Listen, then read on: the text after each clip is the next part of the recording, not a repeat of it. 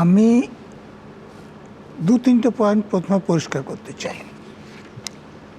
আমাদের দেশে এ পর্যন্ত যে আইন ছিল, এই আইনটা আজকে পাশ হওয়ার আগে, সেটা যদি ঠিক মতো প্রয়োগ করা যেত তাহলে গুন্ডা বদমাশদের শায়েস্তা করার জন্য যথেষ্ট ছিল, এক নম্বর।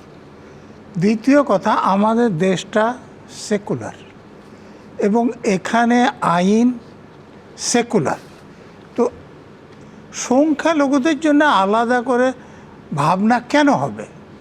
আমি আপনাদেরকে প্রশ্ন করতে চাই। আপনারা এখানেই আলোচনায় সোনা পাপ্পুর নাম বলেছেন, অনুব্রত মণ্ডলের নাম বলেছেন, জয়ন্ত সিংয়ের নাম এসছে। এই যে অ্যাক্ট হয়েছে, সেই অ্যাক্টারের সঙ্গে অনুসারে মমতা ব্যানার্জিও গুন্ডা, অভিষেক ব্যানার্জিও গুন্ডা। কেন বলেন তো? আমি ব্যাখ্যা করতে পারি। না, ব্যাখ্যা করুন। ব্যাখ্যা করব। দেখুন, মমতা ব্যানার্জির একটা বক্তব্য আপনি দেখালেন। কি দেখালেন? যে একটা কমিউনিটি যদি মনস্থির করে নেয় তাহলে 1 সেকেন্ডে অন্য একটা কমিউনিটির 12টা বাজিয়ে দিতে পারে। যদি 13টা বাজাতে না চান তাহলে আপনাকে কি করতে হবে? এখানে গুন্ডার যে সংজ্ঞা আছে, এটা গুন্ডা হবে। আবার আমি একে উদাহরণ দিতে দিন। যে তৃণমূল ভোটে হারতে পারে না, আমরা জিতে বসে আছি, 4 তারিখে রেজাল্ট বেরোবে, বিজেপি কর্পূরের মতো উড়ে যাবে, আমরা দুর্মুষ করব। আমি বলছি যে সংজ্ঞা দেয়া আছে, আমি যে দেখেছি, এটাও গুন্ডা। দেখুন, বলছে যে রেজাল্ট যখন বেরোবে বিজেপিতে চলে যাবে এবং যারা বিজেপি করে তাদের পিঠে বিজ্ঞাপন লাগিয়ে বলতে হবে যে আমরা বিজেপি করি না। যে সংজ্ঞা দেওয়া আছে সে অনুসারে এটা গুন্ডা। অভিষেক ব্যানার্জির কথা আপনারা নিশ্চয়ই ভুলে যাননি যে যেদিন মমতা ব্যানার্জি এবং ইন্ডিয়া অ্যালায়েন্সের সরকার হবে, ঘরে ঢুকে মারব, অবশ্যই গুন্ডা। আপনারা দেশের স্বরাষ্ট্রমন্ত্রীকে উদ্দেশ্য করে বলতে শোনেননি যে বুকের যদি পাটা থাকে আর বাপের যদি বেটা হন, 4 তারিখ 12টার পর এখানে উপস্থিত থাকবেন? গুন্ডা। শুনেননি যে 4 তারিখ দেখা যাবে যে কোন জল্লাদের কত শক্তি আর দিল্লির কোন বাপ কাকে রক্ষা করে? গুন্ডা না? ডিজে বাজানো গুন্ডা না? ওই যে চুল্লি দেওয়ার প্রতিশ্রুতি হার্ট অ্যাটাকে মরার জন্য গুন্ডা না?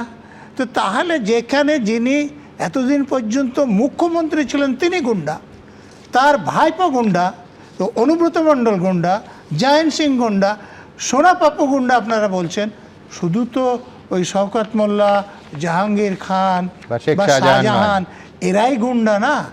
তাহলে গুন্ডার আইন নিয়ে আলোচনায় সংখ্যালঘু সংখ্যাগুরু প্রশ্ন ওঠা উচিত নয়।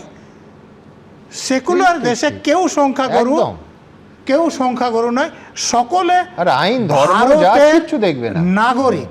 একদম এটা গেল। একদম। এরপর দেখুন, আমি প্রথমে বলেছি যে আইন ছিল সেটা প্রয়োগ করে গুন্ডা বদমাশকে শায়েস্ত করা যেত, এ ব্যাপারে আমার সামান্যতম সন্দেহ নেই।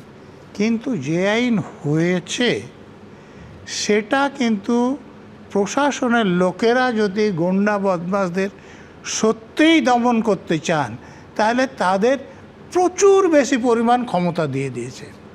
আপনারা প্রিভেন্টিভ ডিটেনশনের কথা বলছেন, আপনারা সংবিধানের 22 নম্বর ধারায় জানতো, যেখানে এই কথাটা বলা আছে যে কাউকে অ্যারেস্ট করলে 24 ঘন্টার মধ্যে ম্যাজিস্ট্রেটের সামনে হাজির করতে হবে। সেখানে কিন্তু এই কথাটাও বলা আছে যে এই যে 24 ঘন্টার মধ্যে হাজির করতে হবে, এটা প্রিভেন্টিভ ডিটেনশনের ক্ষেত্রে প্রযোজ্য হবে না।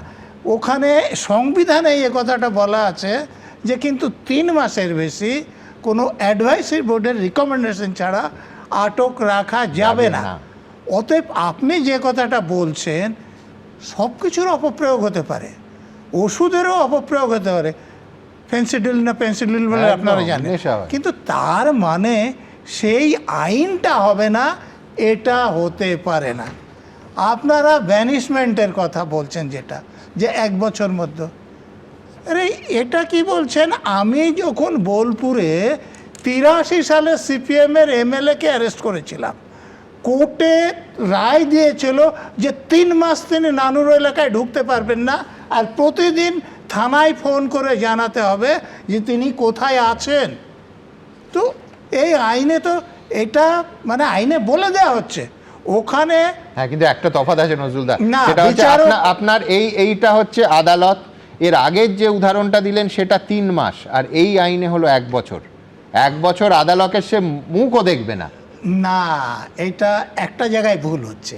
কিরকম? এই যে একটা অ্যাডভাইসারি, এখানে আইনে 15 দিন বলে দিয়েছে, সংবিধানে আমি তো বললাম 3 মাস বলা কিন্তু আছে। অ্যাডভাইজারি তো আচ্ছা, আদালত নয় দাদা। আইনটা একটু হ্যাঁ, দেখুন। দেখুন, হাইকোর্টের একজন সিটিং জাজ হ্যাঁ। অথবা একজন রিটায়ার্ড জাজ, তার নেতৃত্বে যে অ্যাডভাইসারি কমিটি থাকবে, হ্যাঁ, তাই না, যদি তাও হয় তাতে সংবিধানে হচ্ছে বলা বাদ আছে গেছে। যে অথবা যে হাইকোর্টের সরকার জাজ পক্ষের হতে লোক পারবে সংখ্যা গরিষ্ঠ। এরকম উপযুক্ত লোক, কিন্তু এখানে বলা আছে হয় আগে জাজ ছিলেন অথবা এখন জাজ হ্যাঁ, কিন্তু আছেন। দেখবেন আইনে লেখাও আছে যে মতপার্থক্য হলে সংখ্যাগরিষ্ঠের মত গ্রহণ করা হবে। এটা গণতান্ত্রিক দেশে সব সময়ই হয়, মানে সংখ্যালঘুদের মত। আমি মানছি যে ব্রুনোকে পোড়ানো হয়েছিল, ব্রুনো ঠিক ছিলেন, গ্যালিলিওকে হাউস অ্যারেস্ট করেছিল, গ্যালিলিও ঠিক ছিলেন, কিন্তু আমি যদি এই যে মানে ভোটে আলটিমেটলি তরুণদের সদিচ্ছের উপর ভরসা রাখতে না, হবে, তাই তো দাদা? ভোটে কারা গবেষণার জিতলো উপর, না জিতলো, হ্যাঁ। তো সংখ্যাগরিষ্ঠ ভোট তো এমনও হতে পারে যারা বিপক্ষে ভোট দিয়েছে তারা বেশি বুদ্ধিমান, তাই বলে কি আমরা সংখ্যাগরিষ্ঠের রায়কে মানবো না? এবিপি আনন্দ, এগিয়ে থাকে, এগিয়ে রাখে।